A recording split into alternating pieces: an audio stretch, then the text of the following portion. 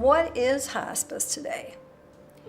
It can be provided in your home, it can be provided in a nursing home, it can be provided in a hospice facility. There are many different ways that hospice care can be provided to you or your loved one. So you would think that an industry that focuses on helping the family would be an industry that you could rely on and trust. But unfortunately, things have changed since that beginning. These are the things that we have to be careful of.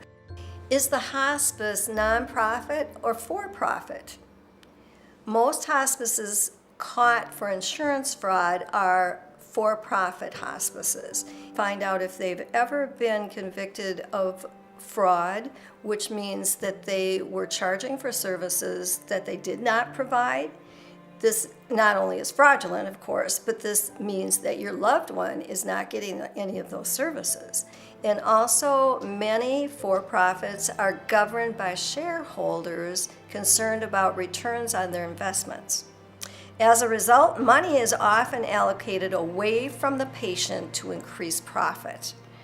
If the hospice employs marketers, this is often an indication that they are more interested in keeping money in the bank than in providing services to patients. If you're asking them about different services and they repeatedly say, no, we don't provide this, we don't provide that, is most likely cutting costs at the bedside.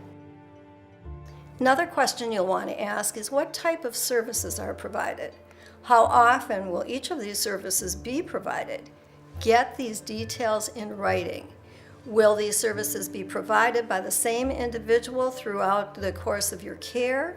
Is that hospice going to administer, in this case, medication directly, or are they simply leaving orders for someone else to administer that medication who may not understand the way it's supposed to be administered? It can result in death of the patient. One of the hospices that we dealt with stated clearly that everyone who comes in is immediately put on a regimen of morphine and Ativan.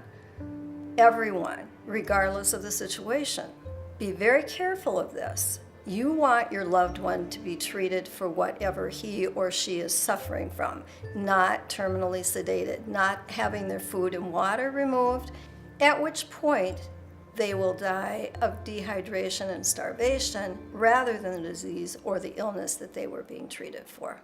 The person that I may feel comfortable communicating with may be someone that you may not feel comfortable communicating with at all. So keep in mind, if it's not you, if it's your loved one, how do they communicate? Do they like someone who sort of hovers? Do they like someone who is very comforting in speaking with them? And so try to pick people who will put your loved one at ease.